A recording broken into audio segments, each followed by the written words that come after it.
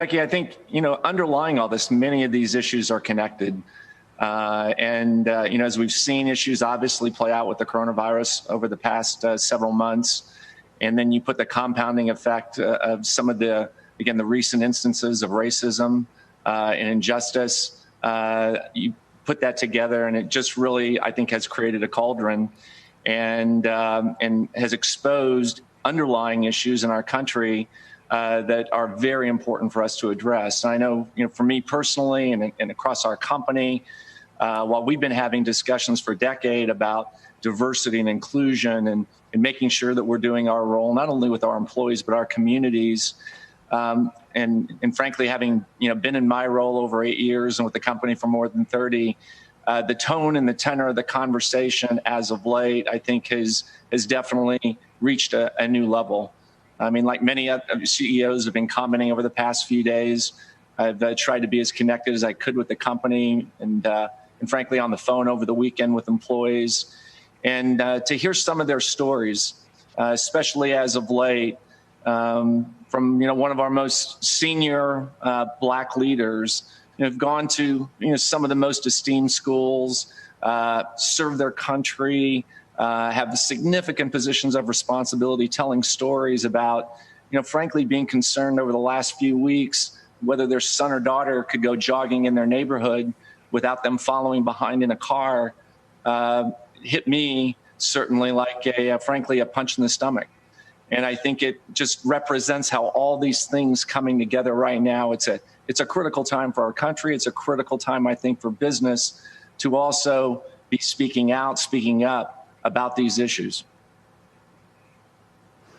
Hey, Alex, I want to focus on what you all are doing at Johnson & Johnson to try and do more than just talk about this, too, because it's one thing to have an open and honest and frank dialogue. It's another to actually put your money where your mouth is. Let's talk about some of the things that you all have done and what your workforce looks like at this point. Talk us through where you've actually kind of put your money where your mouth is on this. Sure, Becky. Well, I think the way you introduced it is spot on, and that I think it needs to be a combination of what are you doing with your heart, so to speak, and what are you doing with your head. And what I mean by that is, in my discussions with many of our leaders and frankly, just people in industry that I've been connecting with, I think mission number one needs to be, frankly, creating an understanding of the way these events as of late have landed on the Black community.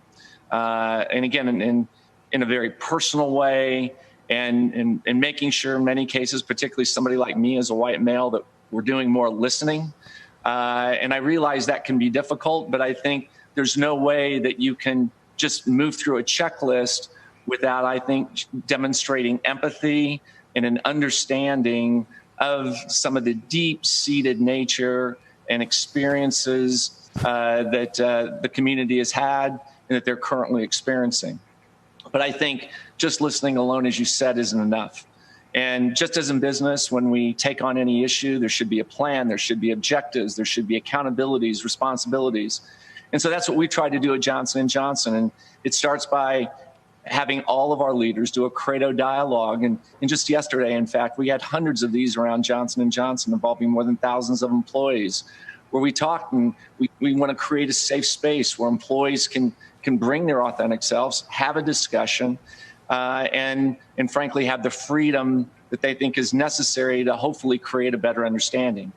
But at the same time, we also introduced several, we think, important steps to make sure that we've got actions aligned behind these values. And things like making sure that, in our case, as the world's largest healthcare products company, we know that COVID-19 has had a significantly disproportionate effect on the Black community and on minority communities.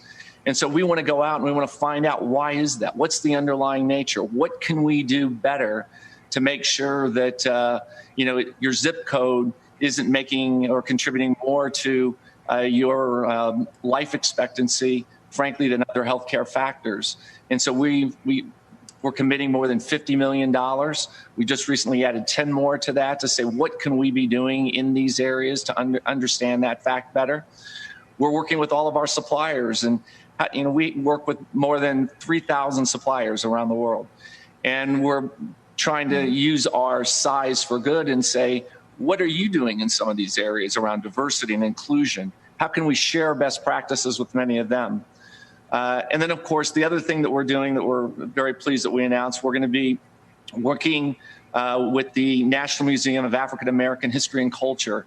And they've got some wonderful programs regarding the history of racism and injustice, and how do we build on some of these on an iconic institution.